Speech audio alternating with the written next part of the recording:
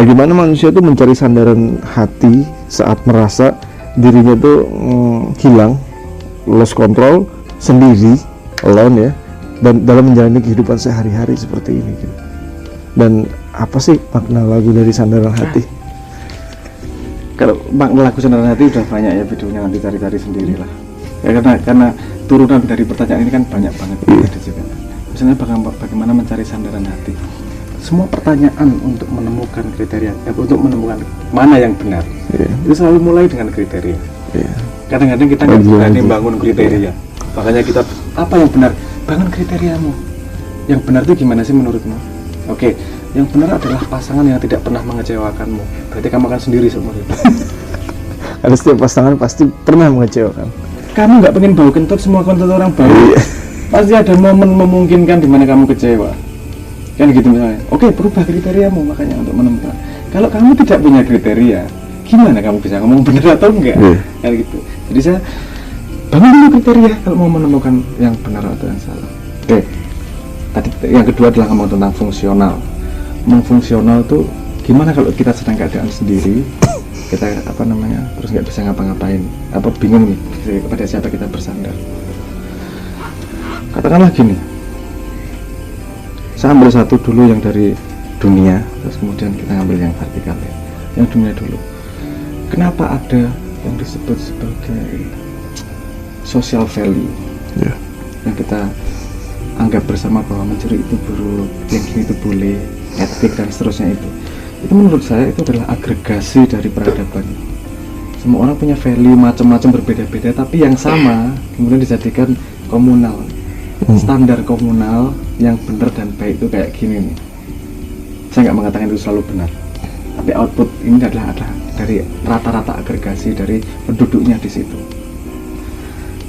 Saya nggak enak mau ngomong Indonesia, agak geser akurasinya, tapi oke, itu terbangun natural gitu. Jadi maksud saya begini, kalau kamu sudah nggak bisa pegangan apa-apa, pegangan orang banyak, caranya gimana? Itu loh, kultur itu loh. Boleh atau nggak boleh, belum tentu benar atau salah, paling nggak ada pegangan dulu. Daripada pegangan nggak ada, ngawur, pegangan orang banyak. Pegangan orang banyaknya gimana? Kultur yang ada. Kamu nggak tahu itu benar atau nggak, tapi at least banyak orang nih yang megang itu ngomong kultural. Itu yang horizontal, saya bilang bumi itu tadi. Ada ya, jadi kalau udah bingung, udah nggak tahu mau ngapa-ngapain, coba pegangan bareng-bareng. Yang kebanyakan nih. Yang kebanyakan. Itu sudah dites bareng-bareng, intinya kan gitu. Kan nggak yang kita terima bersama sebagai kebenaran komunal, at least banyak orang nih yang pegangan itu, bahwa ada varian tiap-tiap orang. Iya, kalau kamu nggak punya varianmu sendiri, bingung, wis lah pegangan dari basic itu dulu lah, baru kemudian bikin unikmu kayak apa. Kalau kamu udah stabil, kalau keadaan nggak stabil kan butuh pegangan paling nggak. Pegangan goyang itu lebih baik daripada nggak ada pegangan apapun. Makanya pegangan tadi itu kultural itu tadi. Terus kemudian ada lagi yang pegangan yang disediakan oleh Tuhan dengan informasi agama. Kalau kamu bingung tentang tentang ketidakstabilan, hidupmu kan jalan terus karena ekspenditur energinya harus keluar. Apa yang harus dilakukan? Coba ikut agama. Agama merekomendasikan apa? Apakah itu efektif atau tidak? Incomplete knowledge kita. Lagi-lagi balik incomplete knowledge kita. Tidak ada rotan akar pun jadi. Posisimu tidak mungkin menemukan rotan karena lagi gini loh. Udah pegangan apa nih? Kamu pegangan agama atau mau pegangan sosial itu tadi? Kultural. Atau dikawinkan kultural yang sesuai dengan agama. Oke, pegangan itu. Kalau kamu sudah mulai menyalahkan orang, berarti kamu punya cukup energi sebenarnya untuk menemukan dirimu sendiri. Kadang-kadang kan gitu. Cari pegangan, pegangan agama. Ini terus ini benar banget. Bukannya kamu salah semua itu. Udah energinya udah nggak untuk membangun dirimu, menyalahin orang lain. Kamu harus menemukan dirimu sendiri setelah kamu mulai stabil kan. Harapannya gitu seharusnya. Ketika ngomong lagu Sandaran Hati itu kan preposisi di mana asumsi dasar bahwa Tuhan tuh nggak pernah meninggalkanmu kok. Selalu bersuara. Cuman kriteria Tuhan kan gimana itu yang tidak diomongkan dalam lagu. Ketika kamu sudah menemukan, mengenal dirimu, refleksi dari Tuhan pada memori wadak misalnya, pada memori DNA, kamu melihat refleksi Tuhan dari setiap orang, nggak akan pernah meninggalkanmu. Ya, setiap orang ada kok. Kamu bisa menemukan dirimu pada atom setiap ini kan ya Tuhan, Iya. nggak pernah meninggalkan. Jadi meninggalkan itu bukan pada fakta meninggalkan atau tidak, itu datang dari fakta kemampuan persepsimu terhadap Tuhan. Kalau Tuhan masih bisa meninggalkanmu, berarti persepsimu yang bermasalah Tentang Tuhan itu. tentang Tuhan. Bukan Tuhan mau ninggal kemana, ini ciptaan Tuhan juga semuanya kok. Emang kamu bakal ada tanpa Tuhan? Iya. Emang Tuhan mau dicari di mana sih? Sembunyi di mana sih Tuhan? Emang ada tetangganya Tuhan sehingga bisa meninggalkan kan? Secara kognitif kita sadar itu, tapi secara rasa kadang-kadang kita merasa sendiri. Itu loh. Makanya kesadaran tidak bisa diajarkan lewat kalimat, lewat informasi. Memang harus membangun sendiri itu. Karena efek dari paradigmamu akan terbangun cara pandangmu dan seterusnya itu dari kedewasaan diri yang olah itu terus. Nah ini kalau kita ngobrol gini ini berguna sebagai trigger. Tapi untuk informasi, untuk menjadi pengetahuan yang kamu lakukan, coba bisa, aku pakai kriteria apa ya bisa melihat daun pisang sebagai Tuhan? Nggak ngomong sebagai Tuhan ya, gini aja, ngomong sebagai tajali dari itu. Iya. Mentajalikan itu. Mentajalikan dirinya pada daun pisang. Pada angle mana saya bisa melihat itu? Misalnya gitu. Kalau kita sering exercise, nggak pernah melihat apa-apa selain Tuhan, gimana meninggalkan? Bisa malah sesak karena Tuhan di mana-mana itu kan kemudian.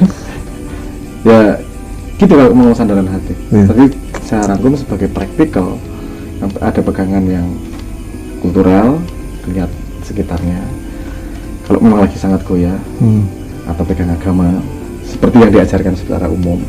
Tapi kalau umum sudah mulai tegak, ya tongkat itu nggak lagi dalam tanda petik, efektivitas tongkat kan berkurang ketika kamu sudah bisa berdiri sendiri. Langkah itu, energi itu digunakan untuk menemukan diri, bukan untuk nyuruh orang pegangan tonggakmu lagi. Tonggakmu itu sudah berguna untukmu. Ya wes, kamu bisa berjalan sendiri, temukan dirimu. Nah itu kalau hubungannya sama sandaran hati adalah menyadarkan bahwa sebenarnya juga nggak perlu mencari kemana-mana atau enggak. Orang nggak pernah kemana-mana juga kalau disadari. Ya, tadi kan kita ngomong di dalam level gitu. Ya, cuma dengan asma Tuhan yang berbeda, ya. Artinya mungkin sedikit pesan dari omongan Mas Abrang yang aku dapat adalah apapun asma nama Tuhanmu ya, nama-nama Tuhanmu rindukanlah sih. Biasanya gini kok Mas, asma Tuhan yang kepake itu yang kita kurang. Ini lagi-lagi ngelihat diri, dari refleksi. Kalau lagi sakit yang disebut sifat maha menyembuhkan, maha sehat. Kalau lagi miskin yang disebut maha memberi rezeki. Cinta ya al-wadud ya, ya maha kasih sayang. Itu nggak apa-apa, nggak masalah. Karena berarti kita kemudian mengisi kekosongan dengan Tuhan. Tapi ada level berikutnya yang jangan membuat resah ya. Tapi maksudnya ini ada level pemikiran berikutnya bahwa menggunakan kekosongan, bahwa mengisi kekosongan dengan Tuhan itu sudah oke. Tapi kan selalu ada bolak-balik nih, resiko pertanyaan kemudian adalah berarti Tuhan gunanya hanya untuk nutupi kowe, bukan kesadaran yang lebih tinggi. Tuhan pembantumu atau kesadaran yang lebih tinggi ini? Kenapa yang disebut hanya yang kamu kurang aja? Dia pembantumu melengkapi dirimu. Ada nanti next akan ada pertanyaan itu. Tapi bukan berarti kamu nggak boleh loh nyebut Tuhan maha menyembuhkan kalau kamu lagi sakit. It's okay. Kita semua tumbuh kok. Ayo nikmati perjalanan ini. Nggak usah nyalahin satu sama lain. Semua pada level yang berbeda, semua pada perjalanan yang mesra sama Tuhan. Asal nggak lupa bahwa Tuhan selalu hadir. Semua akan mesra dengan perjalanannya sendiri-sendiri. Oke. Terima kasih Mas Abrang ya. Jadi kita saling mengerti bahwasanya nama Tuhan sendiri pun yang bisa kita pakai ketika sendiri adalah Tuhan Maha Sang Penemani teman-teman yang kesendirian. Tuhan bebas untungnya. Dia Maha Pengasih. Tuhan Maha Pengasih, Maha Penyayang itu saya membayangkan, saya tambahin sedikit lagi, saya membayangkan gini aja Mas. Anda kalau ada kucing, dendamnya seberapa? Dia nyolong apa namanya? Nyolong ikan. Dia beol di depan pintu. Dosa sebesar apa sih yang bikin kamu dendam sama sama kucing itu? Sehebat-hebatnya dia, mungkinkah dia nyolong TV? Kan nggak mungkin juga. Mencuri TV atau mencuri lemari, buka berangkas, kucing kan nggak mungkin juga. Manusia aja sama kucing nggak bisa dendam. Kalau Tuhan sama manusia, dosamu seberapa sih bisa bikin Tuhan sakit hati? Kamu bisa ngapain sih? Kamu pikir kamu bisa menyakiti Tuhan. Tuhan akan meninggalkanmu sakit hati, marah. Kita sama kucing aja nggak bisa marah loh. Tuhan sama emang Tuhan lebih picik daripada kita. Kamu tuh manusia yang sangat limit, makhluk yang sangat limit, yang mau membuat dosa bikin Tuhan marah saja nggak membayangkan mau gimana. Saya membayangkan kucing bikin kita marah aja nggak bayangin. Kamu mau ngapain lagi kerja marah? Maksimal dosamu ya seperti itu kayak gitu. Jadi menurut saya pandangan itu membuat kita ayo tuh lebih urusan kasih sayang sama Tuhan. Karena Tuhan tuh mau kamu gimana tetap sayang. Yang nanti bukan Tuhan yang marahi, yang ada kamu yang malu. Bukan Tuhan, kan nggak bisa bikin Tuhan marah. Kan Tuhan tuh maha segini gedenya, lebih luar biasanya seperti ini. Kalau ya, saya membayangkan manusia, Tuhan melihat manusia tuh ya seperti manusia melihat kermi di yang insignifikan itu. Yang malu adalah kita, bukan Tuhan. Kita akan malu menghadapi Tuhan melihat kelakuan kita sendiri. Tuhan marah, sehebat apa kamu bikin Tuhan marah? Ganggu apa sih kamu? Ganggu sebumi aja nggak bisa. Jagat raya segede gini, dan kamu hanya 1 dari 7 miliar. Yang signifikan dari dirimu adalah pemahaman tentang dirimu. Jangan membayangkan bahwa Tuhan akan marah dan nggak mau menemani.